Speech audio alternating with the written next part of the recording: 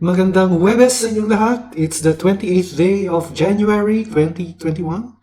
Before anything else, I'd like to welcome our new subscriber, Angel Jackie Kane or Cain. Salamat po sa inyong pagtitiwala at pagtangkilik sa ating channel. I am a retired bank officer and my interest in the stock market dates back in 2007-2008 when I started investing in UITFs and then in the stock market. I invite you to subscribe to my channel if you like the content. Ito po si Benji Chidoro, nag-aanyaya, nasamahan ninyo ako. Meron tayong balita sa MAC at ang resulta ng trading sa PSE. Lahat ng yan dito lamang sa January 28, Thursday edition ng The Stock Market Today.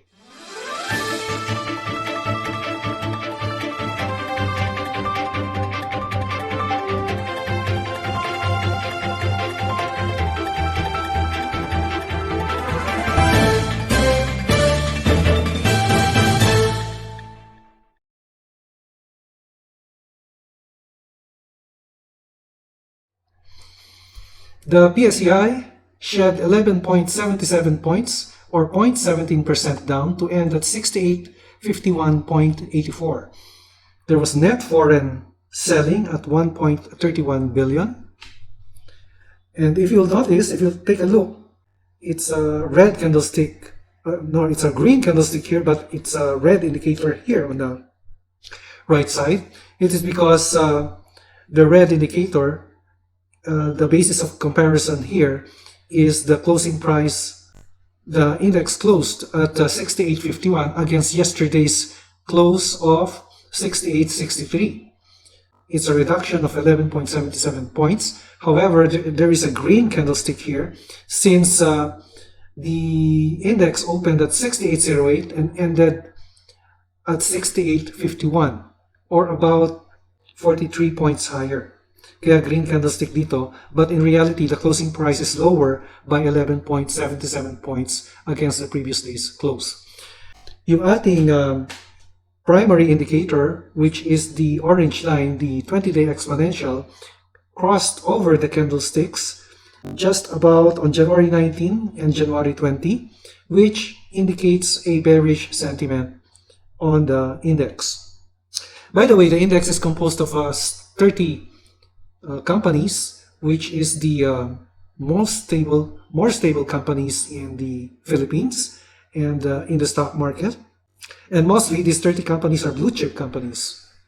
And that is why the index is a barometer of how the stock market performed. It is a representative movement of how the overall Philippine stock market performed.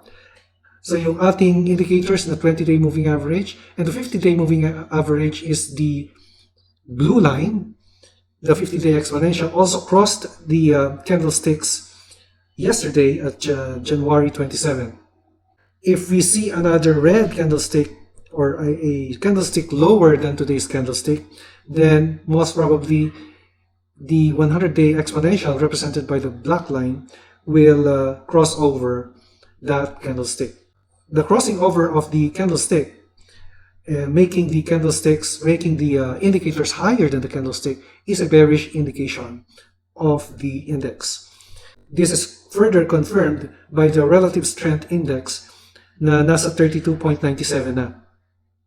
Ang ibig sabihin po nito ay the index closed lower in the past 14 days, indicating a bearish sentiment. A relative strength index or RSI between 30 and 50 is a bearish indicator. Now let's take a look at the market summary. 136 companies declined, 73 advanced, while 53 remained unchanged. As for the all-share index, it lost 0.56% or 22.98 points. As for the sectoral indices, two of the sectoral indices, the holding companies and the properties, were in the green, while the financials, industrials, mining, and services registered a decline. The decline was led by mining at 2.17%, followed by services at 1.43%. As for the most active stocks, So we will be reviewing, actually, again, the second liners dominated the top 10 except for BDO and SMPH. But we will be reviewing today MAC, BSC, APL, PHA, BDO, DITO, ACEN, AR, GTCAP, and MM or Merrimart. If you have stocks in mind that you want me to review, please comment on the comment box at ipoprioritize po natin ito. So let's start with MAC.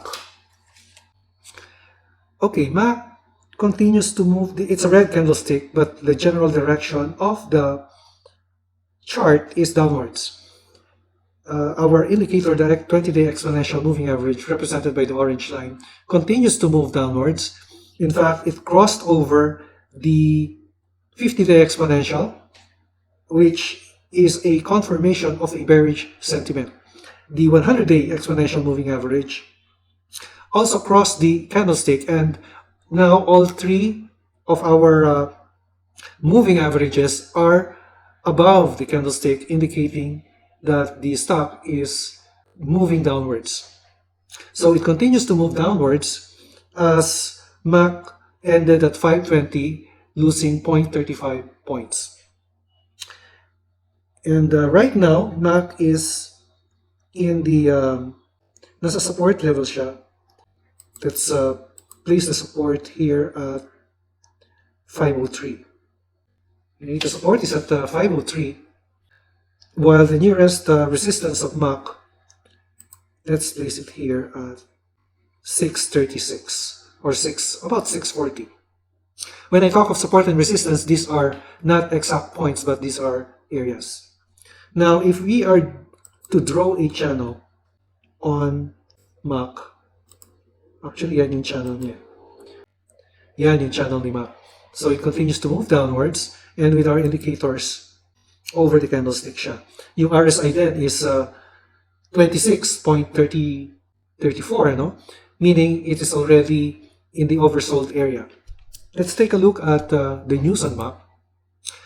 From the business world, back to square one. Cavite Jack Sangli International Airport deal with Macro Asia, China firm. The Cavite government will look for a new partner to build an international airport at Sangli Point after it cancelled the deal with Macro Asia Corp and China Communications Construction Company Ltd or CCCC. The Lusitan-led Macro Asia said in a disclosure on Wednesday that the Cavite provincial government informed the company a day earlier that it was cancelling the notice of selection and award for the Sangli Point International Airport project.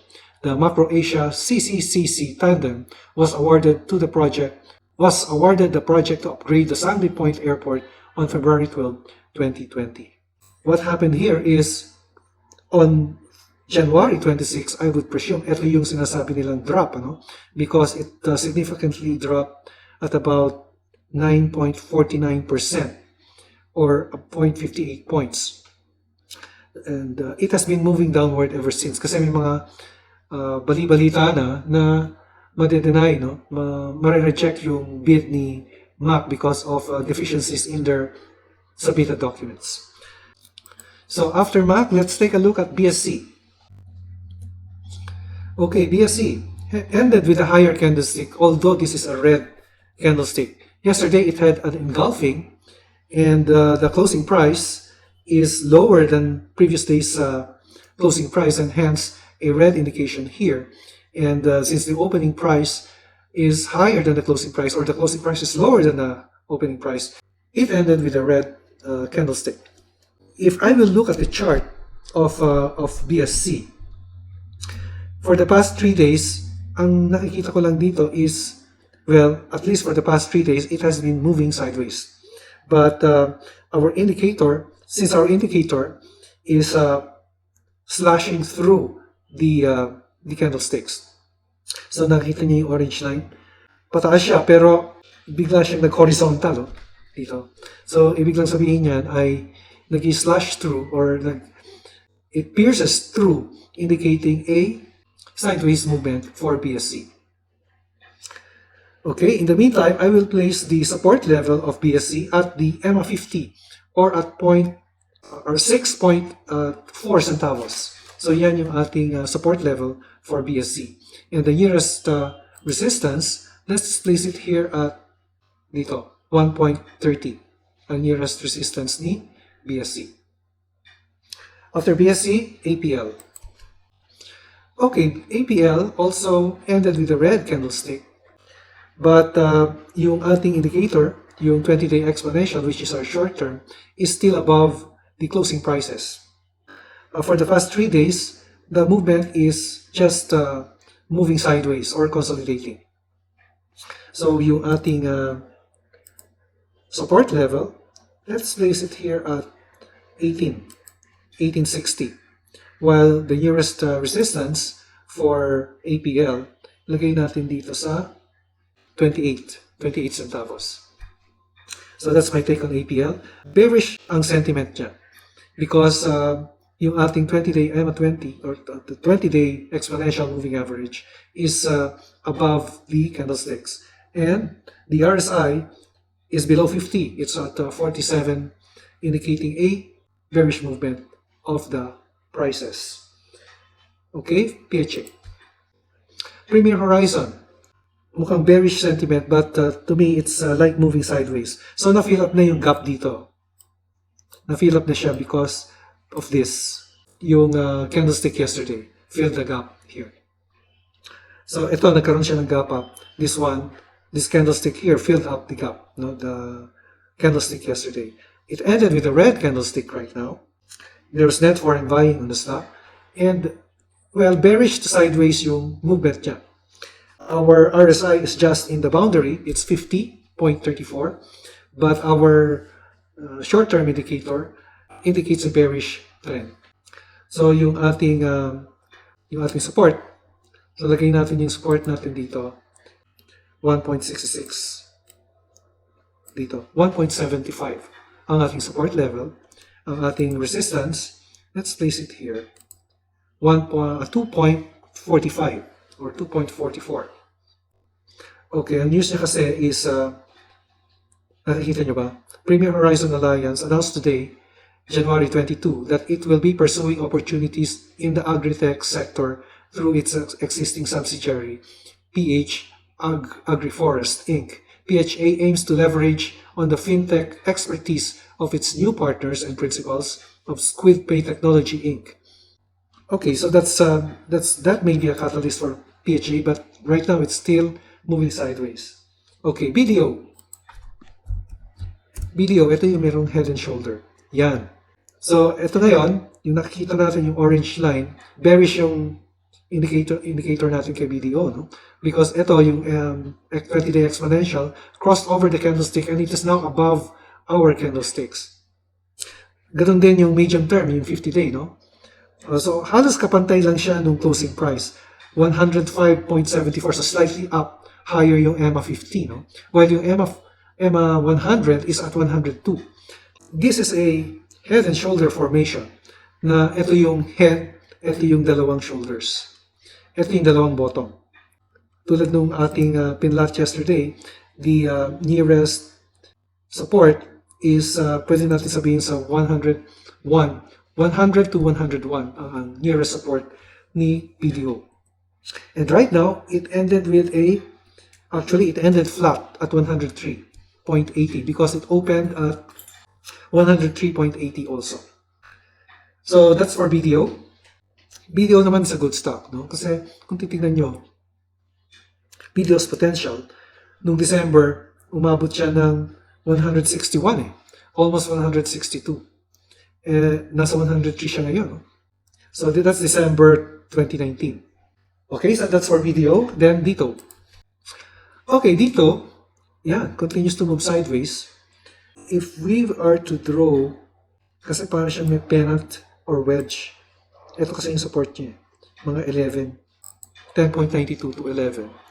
Pero, meron siyang wedge dito or pennant. Pababa yung kanyang trend, no? Kung titignan mo from the top.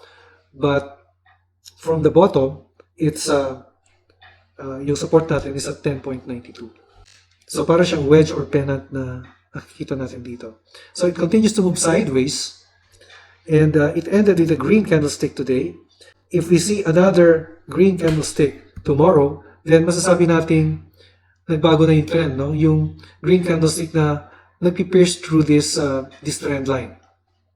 Ngayon, kung halos kapantay lang nitong previous 1, 2, 3, 4, 5, 6 candlesticks, then sideways ang movement niya. Kasi ngayon, ang assessment ko dito is that sideways pa rin ang movement dito. Kasi kailangan break siya through the trend line or the resistance, no, to say that dito had resumed its upward trend previously na nakita natin dito noong December. Okay? Then ACEN. Marami palang nag-avail nung stock rights, ano? Nag-avail ba kayo ng stock rights sa ACEN? Sayang yun, kasi 237 lang. And nag-request pa ako ng additional. Konti lang yung nakuha ko. Konti lang yung hindi nag-avail. Anyway, so ito, no, si ACEN, under the candlestick, pero again, my assessment here is moving sideways. So kung if we will draw a Darvas box on the stock, ayan lang siya. Yan yung kanyang typical movement na yung upper border would be our resistance at 7.11 while the support is at 590 to 592. So moving sideways lang si ACEN at 6 pesos and 2 centavos. And then AR. Yun natin si AR. AR, mukhang ganun din, ano? Moving sideways din siya. At kung nakita natin, nagkaroon ng recovery yesterday, pero it's a red candlestick now, pero hindi siya tumuloy, ano? Doon sa, it ended lower, but it is a higher, shorter candlestick than the previous candlesticks. So moving sideways lang itong si AR. Meanwhile, ang kanyang support ay nandito siya sa 49 to 50. And the nearest resistance would be, lagay natin dito sa 80, 79 to 80. Or that's 7.008, no? 0.008. The support is at 0.005, 49 to 5. And then, after AR, then GTCAP. Okay, GTCAP had a recovery today. Yung nature ng candlestick kasi is bearish. And this is seen in the 20-day exponential moving average. And also, yung medium term, which is the blue line, the 50-day exponential, is about to cross, it crossed the candlestick and it's about to cross the 20-day exponential. Both are above the candlesticks. So bearish yung kanyang trend. Yung RSI din niya is at 42, which would indicate a bearish sign. Pero nagkaroon siya na recovery today. Nasa 535 siya ngayon, gained 20.50 points or 3.98. In the meantime, the nearest support is here at 506, while the nearest resistance is at the 577. This is the nearest resistance. Ngayon, kung makakita tayo ng another candlestick whose closing price is below, no, na-pierce niya itong support level na ito, then ano pa rin siya, bearish yung kanyang sentiment. Then finally, we have Merrimart. Okay, Merrimart. Merrimart, nag-over na sa candlestick, parang leading to a bearish, sideways to bearish movement, ano? Pero tingin ko dito, ano lang siya, sideways movement, kasi yan yung Darvas box niya. Ngayon, kung another red candlestick makita natin tomorrow, which nears the 50-day exponential, then bearish yung trend ni Merrimart. Net foreign selling siya. So, ang upper boundary ng Darvas is at 817, while the lower is at 655. So, in general, sideways to bearish yung movement ni Merrimart. Our RSI, however, is below the 50 mark at 46.68, indicating a bearish trend. Yan po ang ating stock market report. Webes, the 28th day of January 2021. Ito po si Benji Chodoro, nagpapaalala. An investment in knowledge, pays the best interest. Maraming salamat sa inyong pagtangkilik and see you again in our next episode. Bye for now.